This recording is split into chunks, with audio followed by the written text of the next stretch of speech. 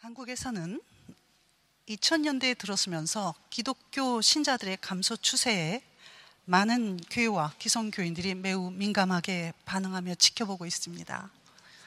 한국뿐만 아니라 전 세계의 크리스천 수의 감소의 이유를 종종 교회와 성도들에 대해 그 원인을 돌립니다. 그 이유에 대해 신학자 존 스토트 목사님은 명목상의 기독교를 내세우는 많은 종교 활동과 또 크리스천이라는 명분은 가지되 불편하지 않은 범위 내에서의 성도들의 윤리성을 지적합니다.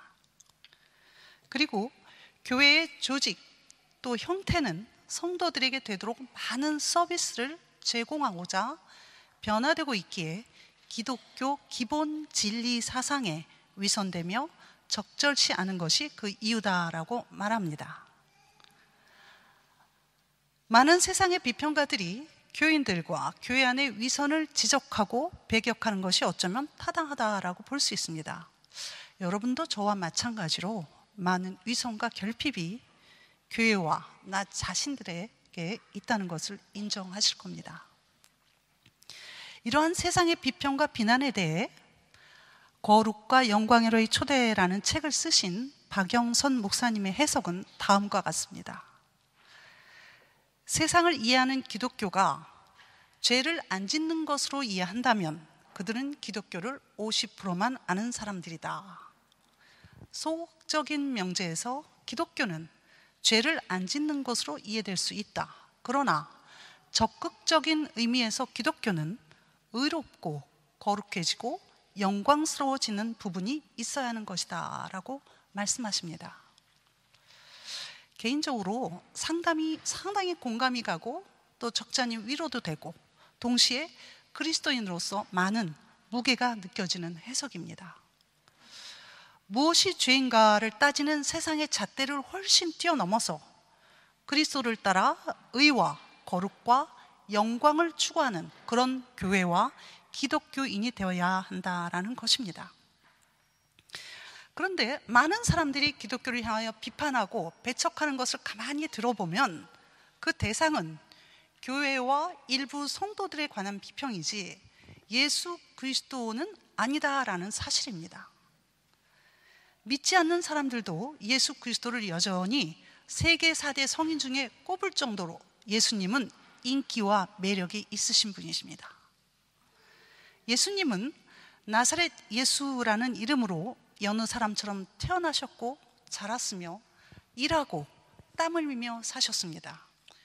또한 먹고 마셨으며 고생하시다가 죽으신, 즉 인간의 몸과 인간의 감정을 가지신 역사 속에 사셨던 인물이셨습니다.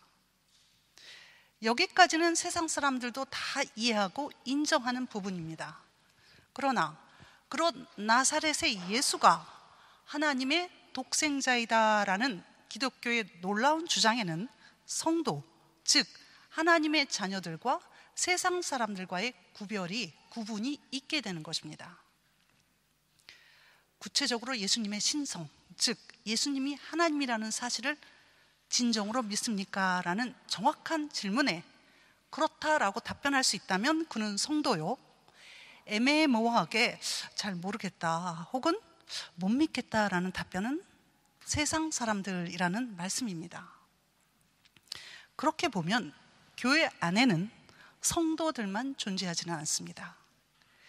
예수 그리스도가 신성을 가진 하나님이심을 믿지 못하는 세상 사람들도 이 교회 안에 있다라는 것입니다. 왜냐하면 아무리 모태신앙이라도 처음부터 믿는 사람은 없습니다. 본인이 마음으로 믿어 입술로 고백하는 절차가 없이는 우리는 믿는 사람이라고 말할 수 없습니다. 그렇게 인격적인 고백을 하기까지는 시간이 걸립니다. 지금 이 자리에도 그 시간에 가운데에 계신 분들이 계시리라 생각됩니다. 그런 분들은 믿고자 알고자 성도가 되고자 노력하시는 분들이십니다. 그러나 그분들을 제외하고 예수님이 하나님이심을 믿는다 하는 사람들과 안 믿는 사람들과의 차이는 분명히 구분되고 구별되어진다는 사실입니다. 무엇보다도 예수님이 신이시다, 하나님이시다라는 것이 증명된다면 하나님께서는 이 세상에 계신다는 것이 증명되고, 또한 우리 가운데 거하셨던 하나님의 속성도 우리는 깨달아 믿게 되는 것입니다. 예수 그리스도가 하나님이시다라는 사실을 깨닫는다면, 그런 사람들을 성도라고 부른다면 교회와 성도들을 향해 세상으로부터 듣는 수많은 비난과 비평은 아마도 다른 차원과 각도로 해석되어야 할 것입니다. 바라기는 오늘 우리에게 주시는 말씀을 통하여서, 오늘 말씀이 어렵습니다. 교리입니다. 그러나 오늘 말씀을 통하여서 예수님이 어찌하여 하나님이라 칭하심을 받으시는지, 그리고 신성을 가지신 예수님께서 어떻게 자신이 하나님이심을 증명하셨는지 살펴보고, 그럼으로써 성도로서의 믿음을 재점검하는 계기가 되기를 소망합니다. 먼저 예수님은 우리의 영생을 책임지신다는 말씀으로 인간의 한계를 뛰어넘으십니다. 예수님은 유대인들과 논쟁하시던 중에 51절 말씀을 하십니다. 함께 읽어보겠습니다. 시작.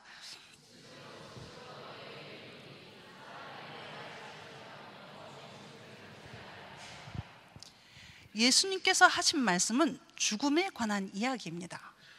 예수님께서는 자신의 말씀이 영원한 생명을 주는 말씀이라고 하시면서 그들이 단지 듣는 것으로만 끝내지 않고 그 말씀을 지키면, 행하면 영원히 죽음을 보지 않는다라는 말씀이었습니다. 구약 성경에서는 사람이 죽으면 음부, 수월이라는 곳으로 내려간다는 일반적인 종말론을 가지고 있습니다. 물론 에녹과 엘리야와 같이 의로운 자는 살아서 하늘로 들려지기도 하지만, 사후 세계에 어떤 보상을 받으리라는 구절도 또 구체적으로 어떤 형태의 사후 세계가 될지에 대해서 설명이 많이 미약합니다. 왜냐하면 구약의 주 관심은 내세, 종말이 아니라 이 땅에서의 축복과 처벌, 심판에 있기 때문이었습니다. 오히려 내세에 대해서, 사후 세계에 대해서는 신약에서 보다 명확한 답변이 나와 있습니다. 이런 구약 사상을 가지고 있는 유대인들에게 하신 예수님의 말씀은 스콩달 그 자체였습니다. 그리하여 그들이 예수님을 향하여 52절과 53절에 이렇게 반박합니다. 함께 읽어보겠습니다. 시작.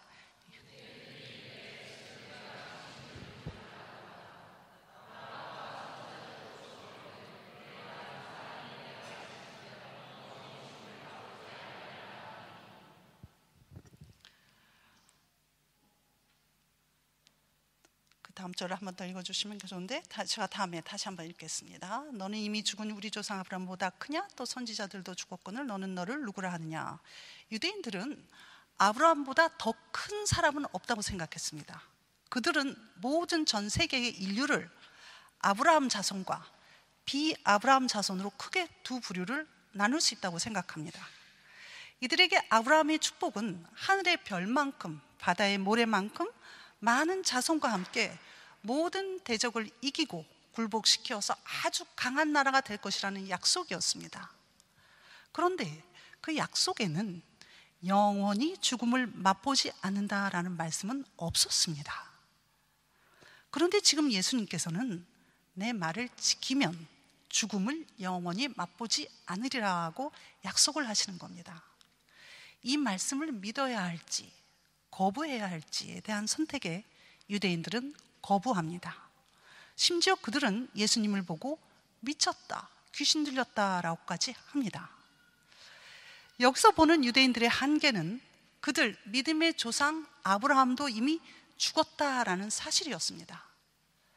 그들에게 죽음은 육체적인 죽음이요 사회적인 죽음으로 결코 질문하거나 토론해서는 안 되는 절대적인 운명과 같은 것이었습니다.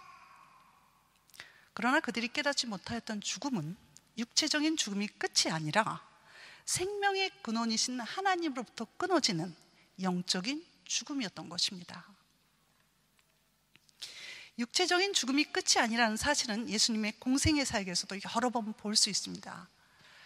먼저 야이로라 하는 회당장의 딸이 죽었다는 소식에 예수님께서 이렇게 말씀하십니다. 죽은 것이 아니라 잔다. 또 나인성 과부의 청년 아들이 죽어서 동네 사람들과 함께 장례를 치르러 가는 길에 예수님께서는 관에 손을 대시면서 청년아 일어나라 라고 하십니다. 또 죽은 지 나흘 된 나사로의 무덤 앞에서 나사로야 나오너라 라고 말씀하십니다. 예수님이 보시기에 무덤 속에 나사로는 죽은 자로 있었으나 그는 산 사람이었고, 관 속에 있던 청년은 일어나야 할 사람이었으며, 모두가 죽었다고 한 어린아이는 잠에서 깨어야 하는 어린아이였던 것이었습니다. 이렇게 예수님의 관점으로는 죽었으나 살아있는 자요, 살아있으나 죽은 자와 같다라는 것입니다. 사람이 죽었다 하나 죽은 자도 살리시는 전능하신 하나님 안에서, 그 안에서는 영원히 살 수 있으며, 사람이 살았다 하나 영이신 하나님 관점에서 죽은 사람들은 사실 걸어다니는 죽은 시체와 다름없다라는 것이었습니다. 우리가 하나님을 믿는 성도라면 우리는 당연히 영이신 하나님의 관점에서 우리의 삶이 영적으로 죽었는지 살았는가에 초점이 맞춰져야 하는 것입니다. 많은 사람들이 나름대로 학교 다니고 직장 생활하고 또 가정을 이루고 돈을 벌어서 집을 사고 차를 사고 열심히 살고 있습니다. 이곳 파리에서의 삶도 한국에서의 삶도 마찬가지입니다.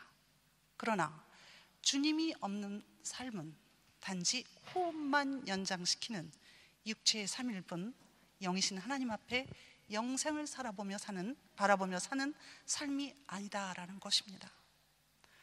그렇습니다. 우리가 이 세상에서 사는 기간은 아주 짧습니다. 마치 한순간과 같습니다. 사실 제가 파리에 온 나이가 26 반이었습니다. 아주 젊었을 때였습니다. 근데 지금 30년이 훌쩍 넘어버렸습니다. 근데 저는 한 2년 전, 5년 전 얘기 같습니다. 그날 파리 샤를드골 공항에 도착한 날 눈이 너무 많이 와서 LA로밖에 안 다녔던 그 1월 15일, 그날이 엊그제일 같습니다. 그때는 예뻤습니다. 날씬했습니다. 근데 눈을 깜빡하고 떠보니까 이미 31년째 돼가고 있다라는 것입니다. 하나님 앞에서 우리의 인생은 마치 없는 것과 같습니다. 그러나 하나님께서는 우리에게 영원을 주시기 위해 진리로, 말씀으로, 예수 그리스도로 우리 가운데 오셨으며, 예수를 통하여 우리를 초청하시는 것입니다. 죽음 이편과 저편을 다 알고 계신 예수님께서 주시는 생명은 단순한 호흡의 연장이 아니라 하나님과 함께하는 기쁨과 의미가 충만한 풍성한 죽음을 뛰어넘는 영원한 삶인 것입니다. 이 영원한 삶은 오직 신이신 예수 그리스도 하나님께서만이 주실 수 있는 것입니다. 두 번째로 예수님은 하나님께서 영광 돌리시는 분이시라는 것입니다. 유대인들이 예수님의 정체성에 대하여 질문합니다. 53절에 너는 이미 죽은 우리 조상 아브라함보다 크냐? 또 선지자들도 죽었거든 너는 너를 누구라 하느냐? 유대인들이 예수님에게 귀신 들렸다고 하면서 흥분하는 것은 죽음의 의미를 문자적으로만 해석하면서 절대적인 운명을 믿었기 때문이었습니다. 이 절대적인 운명에 대해 자신을 갖고 내 말을 지키면 영원히 죽음을 보지 아니하리라 라고 하는 말하는 당신은 도대체 누구냐? 누구길래 아브라함보다 크며 선지자보다 더 크냐? 즉 예수님은 누구신가? 라는 중요한 문제를 제기합니다.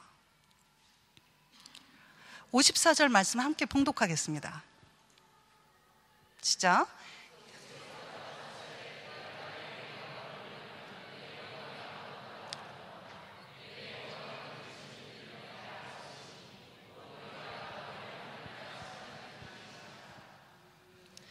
이 말씀은 유대인들이 하나님이라고 칭하는 그 유일하신 하나님께서 지금 그들 앞에 있는 예수라 하는 사람에게 영광을 돌린다라는 것입니다.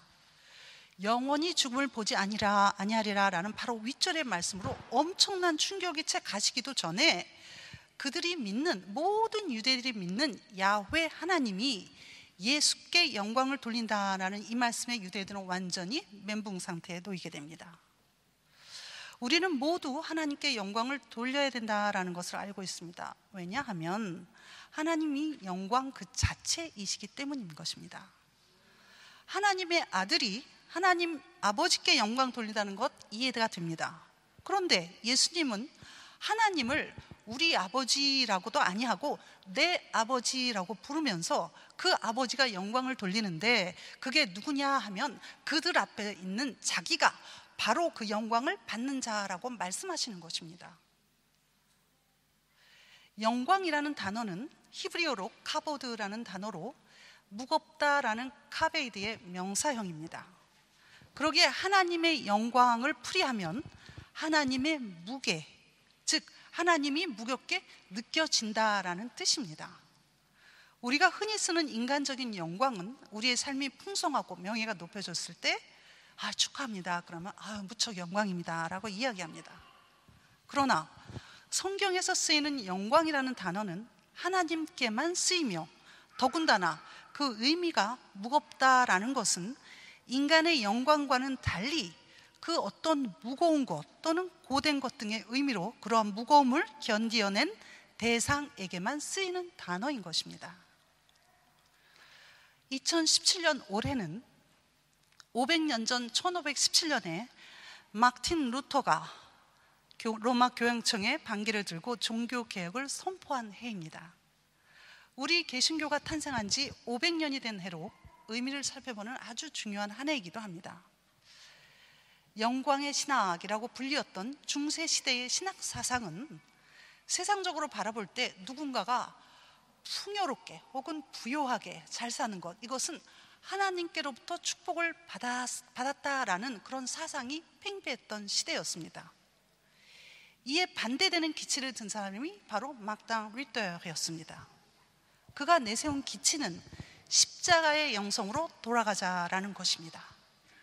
그리스도인이라면 그리스도의 고난에 당연히 참여할 것을 역설하면서, 하나님은 그리스도인의 사회적 성공을 통해서가 아닌 그리스도의 고난을 통해 드러나시기 때문에 죽기까지 섬김과 순종의 삶을 사신 그리스도의 십자가의 삶을 주장하였던 것입니다. 십자가는 우리를 그리스도로 닮아가게 해주십니다. 그것이 복음이요 그리스도인이 걸어야 할 길이다라고 사도 바울은 로마서 8장 17절에서 말씀합니다. 함께 봉독해 보겠습니다. 시작.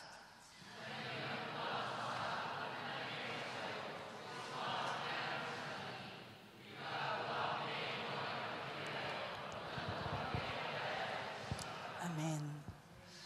사실 예수 그리스도를 주라 믿는 기독교라는 테두리 안에 들어있다는 것은 아무것도 보장해 주지 않습니다. 다만 51절에, 오늘 말씀 51절에 내 말을 지키면과 같이 우리가 예수님의 가르침을 지키고 그 길을 걸어가야만 하는 것입니다. 그러기에 세상 사람들이 보기에 너무 어리석게 보일 때가 있습니다. 자기의 지정의를 가지고 떳떳하게 결정하지 못하고 무슨 일이 있을 때마다 기도해 보겠습니다, 예수님께 기도해 볼게요 라는 등 답변을 미루기에 세상은 우리를 비웃을 수도 있는 것입니다.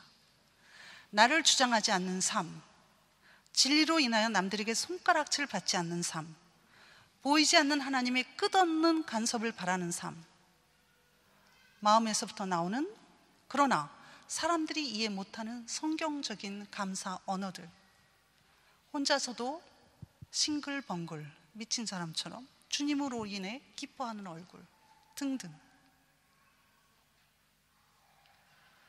성도와 교회가 세상의 윤리와 도덕의 잣대에서조차 미추지 못하는 어리석은 행동, 그것들은 손가락질 받아도 당연하다고 생각합니다.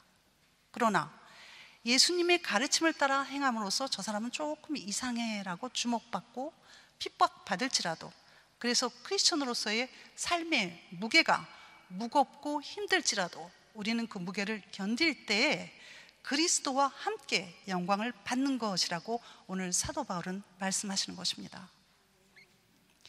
이렇게 성부 하나님께서는 성자 하나님 예수 그리스도가 어떤 무게를 지고 감당할지를 알고 계셨던 것입니다. 그는 우리 인간들의 모든 죄를 지고 십자가에서 죽음까지 감당하셔야 하는 그 큰 무게를 지셔야 했습니다. 그러기에 성부 아버지께서는 그 무게의 영광을 아들 예수 그리스도에게 돌리시는 것입니다.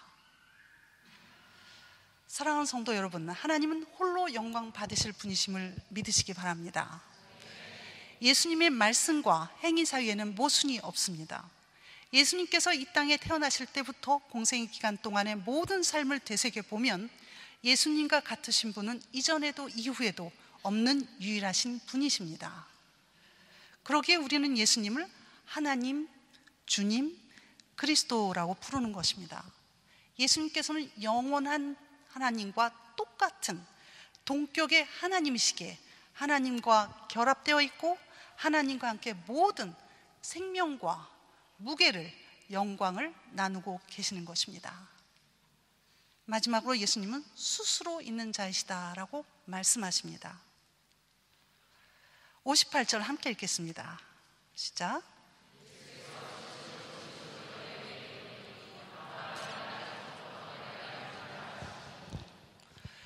예수님은 아브라함이 나기 전부터 내가 있었느니라 라고 하지 않으시고 내가 있느니라 라고 하십니다. 이것은 아브라함 이전부터 영원히 존재하여 왔다라는 말씀입니다. 이 영원성의 주장은 바로 신성에 대한 주장을 내포하고 있습니다. 내가 있느니라, 주시. 호렙산 불붙은 가시덤불에서 하나님이 모세에게 자신을 나타낼 때 사용하신 말씀이 바로 이 말씀이십니다. 나는 스스로 있는 자니라. I am who I am. 주시 스리키 시. 모세는 40년 동안 광야에서 양을 치며 살던 어느 날 흔하디 흔한 광야의 가시떨기 나무에 불이 붙었으나 타지 않는 기이한 광경을 보고 멈추게 됩니다. 그곳에서 하나님은 모세를 불러 세우시며 이집트 바로에게 나아가서 하나님의 백성을 가나안 땅으로 인도하라라는 소명을 받게 됩니다. 이 하나님의 엄청난 명령에 모세는 두 가지 질문을 합니다. 도대체 내가 누구간데 이 큰 일을 시키십니까? 그리고 두 번째로 내가 만약 이집트에서 노예 생활하는 이스라엘 백성들에게 간다면 그들이 너에게 나타난 하나님이 누구시냐고 물을 텐데 그때 무엇이라고 대답을 해야 합니까? 라는 질문이었습니다. 이 두 번째 질문, 즉 하나님의 이름을 무엇이라고 할까요? 라는 질문에는 그 당시에 종교 생활의 배경을 염두에 두고 한 말입니다. 옛날 아브라함과 이삭과 야곱이 가지고 있던 신앙은 유일신 신앙이었습니다. 그들에게 하나님은 오직 한 분이셨으며 그 유일하신 하나님이 이끄시는 대로 삶을 살았습니다. 그러나 이스라엘 백성들이 400년이 넘게 거의 430년 동안에 살아온 애굽 땅에는 많은 신들이 있었고 그 신들은 모두 각각 이름을 가지고 있었습니다. 모세가 지금 걱정하고 있는 것은 이스라엘 백성들이 이제 많이 변하여서 하나님을 이미 많은 신들 중에 하나로 생각할 텐데 어떻게 해야 인격적인 하나님을 소개할 수 있을까 하는 것이었습니다. 그 질문에 답이 출애굽기 3장 14절 말씀입니다. 우리 한 목소리로 함께 읽어보겠습니다. 시작. 하나님이 모세에게 이르시되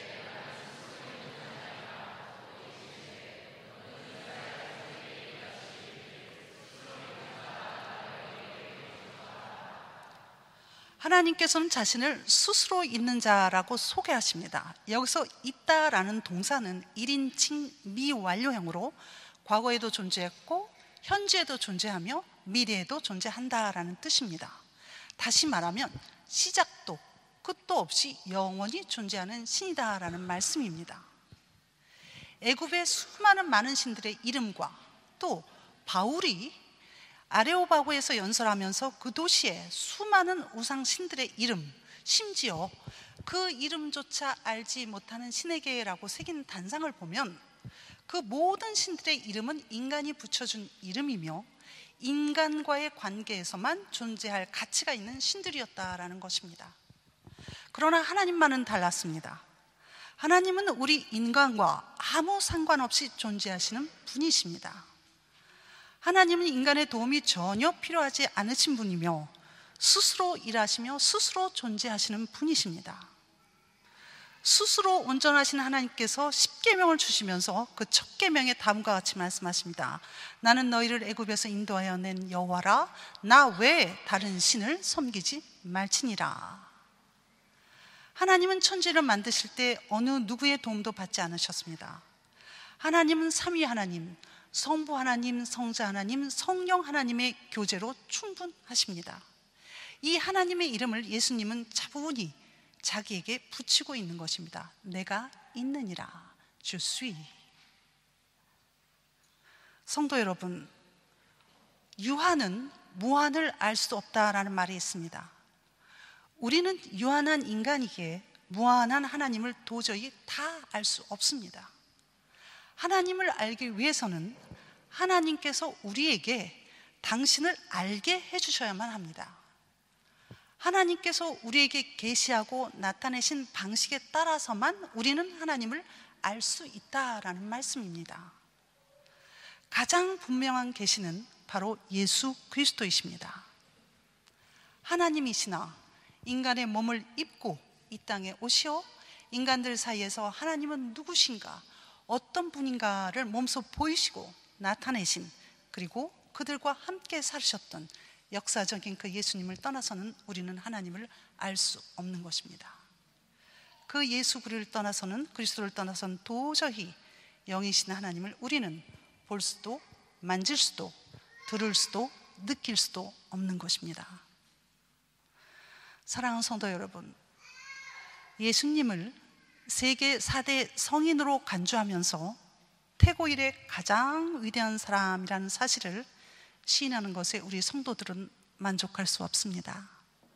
우리는 예수님을 비교급 또는 최상급으로 또한 설명할 수 없습니다. 예수님은 하나님이십니다. 예수님은 거룩하시며 영광 받으시기에 합당하신 하나님이실진데, 그 하나님의 자녀요 그리스도 제자된 우리가, 성도가 세상의 잣대에 저울질 되어서는, 비평과 비난의 대상이 되어서는 결코 아니 될 것입니다. 새로운 학교와 계절이 시작되었습니다. 여러분이 계신 곳, 머무시는 곳, 바로 이곳이 하나님께서 영광 받으시기를 바라는 곳임을 명심하시기 바랍니다. 학교에서, 직장에서, 가정에서, 또 교회 맡으신 사역의 자리 곳곳에서 하나님이신 예수 그리스도의 말씀을 잘 듣고 잘 행하셔서 하나님을 무겁게 여기는 삶, 하나님께 영광 돌리는 삶, 또한 사나 죽으나 영원히 살 수 있음을 믿는 선한 성도 여러분 되시기를 주의 이름으로 축원합니다. 기도하시겠습니다.